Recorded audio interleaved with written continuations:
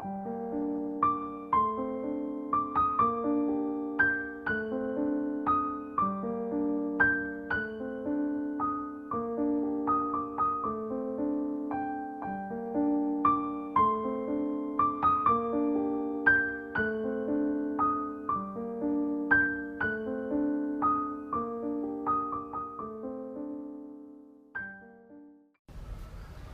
ngalan ng Ama, ng Anak at Espiritu Santo. Amen. Tayo ngayon ay nasa ikalimang linggo ng taon at tayo ay sinasabihan ng ating Panginoon sa kabila ng mga pagsubok sa ating buhay.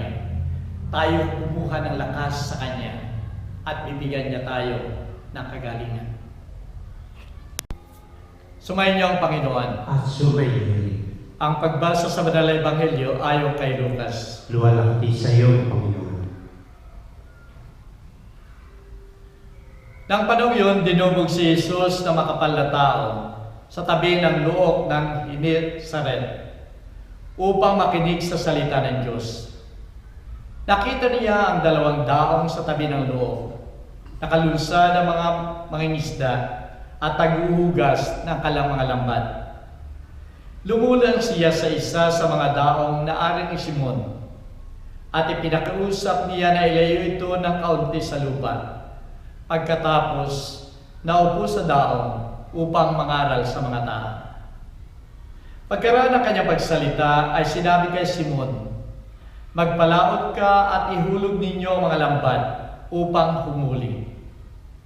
Sumagot Simon, "Guro, buong magdamag kaming nagpagod at wala kaming nahuli. Datapwat sa iyong salita, ihuhulog ko ang mga lambat." Nang gawin nila ito ay nakahuli sila ng napakaraming isda na anupat nagkandasira ang kalang mga lambat. Kaya't kinawayan nila ang ibang 2 daong na halos ay lumubog. Na makita iyon ni Simon Pedro, nagpatira pa sa harap ni Jesus na ang wika, "Lumayo ka sa akin, sapagkat ako'y makasalanan." Siya at lahat ng kasama niya ay nagsipanggilalas dahilan sa dami ng mga isda na nahuli. Gayon din kay Santiago at kay Juan na mga anak ni Zebedeo na mga kasama ni Simon. At sinabi ni Jesus kay Simon, "Huwag kang matakot. Mula ngayon ay mga tao na ang huhulihin mo." Nang may sadsad nila sa lupa ang kalang mga daong, ay iniwan ang lahat upang sumunod kay Jesus. Ang salita ng Diyos. Purihin ka, Kristo. Minamahal kong mga kapatid sa pananampalataya, hindi katapusan ng mundo ang pagkabigo. Naranasan natin sa iba't ibang dahilan at paraan ang pagkabigo. At dahil nga dito, nabigo tayo sa mga pagsubok na ibinigay sa atin. Yung iba ay tumigil. Yung iba ay nanghina. Yung iba ay nawala ng pag-asa. At yung iba ay tumigil at nais nang magpakamatay. Dahil parang wala ng kabuluhan ang kanilang buhay. Maraming pagsubok sa ating buhay na dumating sa atin. Maring pagsubok ito sa ating mga trabaho, sa ating negosyo, o kaya sa ating mga relasyon. At dahil dito sa mga pagsubok na ito at tayo ay nabigo, ay nagkukulang na tayo ng tiwala sa ating sarili. Pagkabigo sa negosyo, kung kaya tumigil tayo at hindi nagpatuloy. Maring ang pagkabigo ay pagkabigo sa pag-ibig. At dahil dito, tayo ay nanghina, tayo ay tumigil, tayo nawala ng pag-asa. At yung iba, hindi nagpatuloy sa kanilang pag-aaral at mga gawain. At yung iba, hindi nagpatuloy na mabuhay at nag-suicide dahil sa pagkabigo sa pag-ibig. Minamahal ko mga kapatid, marami pang kabiguan iba't ibang klase at iba't iba ang ating reaksyon. Subalit sa pagkabigo, marami ang tumigil, marami ang nawala ng pag-asa. Minamahal ko mga kapatid, sa banal na ebanghelyo ngayon ay isang pagkabigo ang naranasan ni Simon at ng iba pang mga alagad. Sila ay naroon magdamag na nangisda at wala silang nahuli. Ito ay napakaliwanag sa sagot niya sa ating Panginoon. Magdamag kaming nagpagod at wala kaming nahuli. Alalahanin natin, minamahal ko mga kapatid, na Simon at ang kanyang mga alagad, sila ay mga ekspertong mangingisda. Alam nila kung saan, alam nila kung kailan sila makakahuli. Alam din nila na sa gabi sila makakahuli ng marami, kung kaya nga pagdating ng umaga ay umuwi na sila sapagkat alam nila na wala silang mahuhuli sa araw na yon. Subalit naririto ang ating Panginoon. Ang ating Panginoon na nagsasabi sa kanila, magpalaot kayo, ihulog ninyo ang inyong mga lambat at kayo makakahuli. Sa mga alagad na ito, parang imposible na. Sapagkat umuwi na nga sila, sapagkat ayon sa kanilang kakayahan at kaalaman, wala na silang mahuhuli. Subalit napakapalad ni Simon, sapagkat yung pananampalatayang yun sa ating Panginoon ay nasa kanya. Kung kaya't sinabi niya, sa iyong salita ay ihuhulog ko ang mga lambat. At dito nga sila nakahuli ng napakarami. Yung sa iyong salita na sinabi ni Simon, ayun ang kanyang pananampalataya. Sumasampalataya siya sa ating Panginoon na kung ano ang kanyang kalooban, kung ano ang kanyang aral, kung ano ang kanyang mensahe, ay susundin mismo ni Simon sapagkat sumasampalataya siya sa ating Panginoon. Dahil sa pagsampalataya nito, naroon ang miracles, naroon ang kaligtasan, naroon ang kaluwalhatian, naroon ang kasaganaan, at ito ay naramdaman ng mga alagad. Sinasabi ni Simon nga, lumayo ka sa akin sapagkat ako'y makasalanan, na parang hindi ako karapat-dapat sa lahat ng ginawa mo sa amin. Minamahal kong mga kapatid, bakit napakagulo ng mundo ngayon? Napakagulo, mga kaguluhan, digmaan.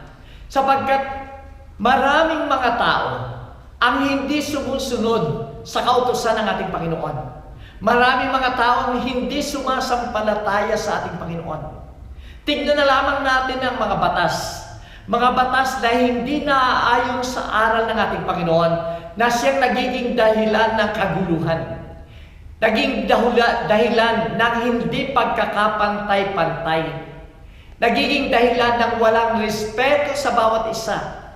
Sa human rights ay wala yung aral ng ating Panginoon. At dahil dito, naroon yung pang-aapi. Naroon yung pagmamataas, naroon yung kapangyarihan na siyang nagbababa ng aapi ng kalangkapwa. Marami minamahal ko mga kapatid, hindi lamang sa bansa, kundi sa bawat isa sa atin. Sa ating mga pamilya ay naroon pa rin yung hindi pagsunod sa aral ng ating Panginoon. Na kung minsan ay tunay pa na sila ay gumagawa ng taliwas doon sa utos at aral ng ating Panginoon. At dahil dito nagkakagulo, nagkakawatak-watak ang isang pamilya, nagkakawatak-watak ang isang organisasyon, nagkakawatak-watak ang isang samahan kung hindi susunod sa aral ng ating Panginoon. Minamahal ko mga kapatid, anong mensahe nito sa atin? Paulit-ulit tayong nakararanas ng mga pagsubok. Paulit-ulit tayong nakakaranas ng pagkabigo. Maaari ito'y pagkabigo sa ating personal na pamumuhay. Pagkabigo dahil tayo ay nagkakasakit. Tayo ay nagkakaroon ng kaguluhan sa iba't ibang pamumuhay natin. Sa lahat ng ito, minamahal ko mga kapatid, huwag tayong mawala ng pag-asa. Huwag tayong tumigil. Sapagkat katulad ni Simon, naririto ang pananalita ng ating Panginoon. Ihulog ninyo ang lambat at kayo makakahuli. Ganon ang pananalita ng ating Panginoon sa tuwing tayo ay pinanghihinaan ng loob. Sa tuwing tayo ay nawawala ng pag-asa. Ihulog ninyo ang lambat at naroon ang ating Panginoon. Handang magbigay, handang tumulong sa atin. Ang kailangan lamang natin, pananampalataya, pagtitiwala, at huwag tayong tumigil, kundi umasa tayo sa biyaya ng ating Panginoon. Noong 1940, may isang babaeng bata na ipinanganak sa Nashville, Tennessee, sa United States. Sa pagkapanganak pa lamang niya, siya ay nagkaroon na ng pneumonia. At pagkatapos siya ay nagkaroon ng scarlet fever, at siya ay nagkaroon ng polio. Kaya't yung kanyang paa ay napipilipit at hindi siya makalakad. Nang siya ay 5 years old na, gusto niyang lumakad.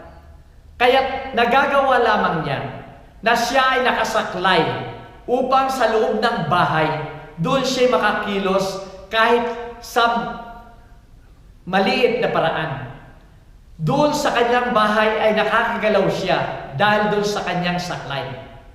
Hanggang minsan ay sinabi niya sa kanyang kapatid, nang wala ang kanyang mga magulang at nagtatrabaho, ang sabi niya, pipilitin ko at sisikapin kong lumakad. Tingnan mo ako. Kung ako'y babagsak, tulungan mo ako. At ganun din, tingnan mo na hindi pa dumarating ang ating mga magulang, sapagkat alam ko na magagalit sila kung ako'y maglalakad na walang saklay. Dahil dito napakasakit, napakahirap nung una.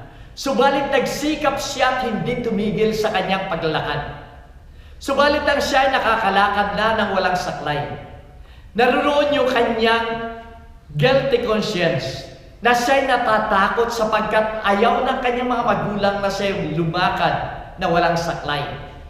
Kaya doon sa kanyang susunod na consultation, doon sa kanyang doktor, ay sinabi niya yung kanyang takot, yung kanyang ginagawa. Subalit ang doktor na ito ay nagbigay ng encouragement sa kanya.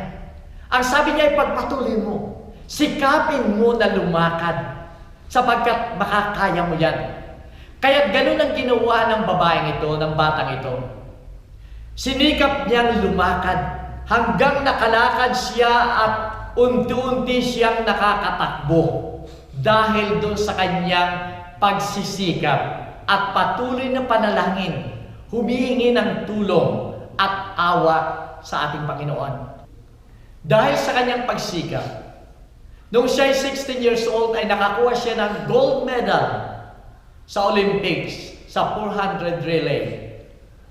At 4 na taong pagkaraan noon ay nasira niya ang record sapagkat siyang nakakuha ng 3 medalyang ginto sa track and field sa Olympics sa Rome. Minamahal ko mga kapatid, ito ay dahil sa kanyang pagsikap. Hindi siya tumigil, kundi yung awa at tulong ng ating Panginoon ay nasa kanya.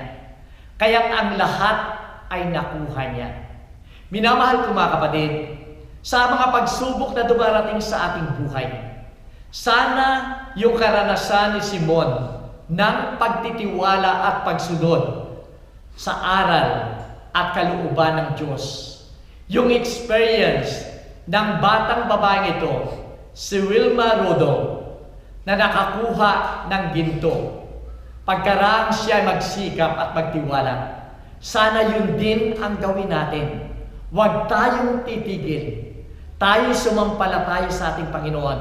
At ang lahat ng kabiguan natin ay magkakaroon ng pag-asa, magkakaroon ng kasagutan sa tulong ng ating Panginoon.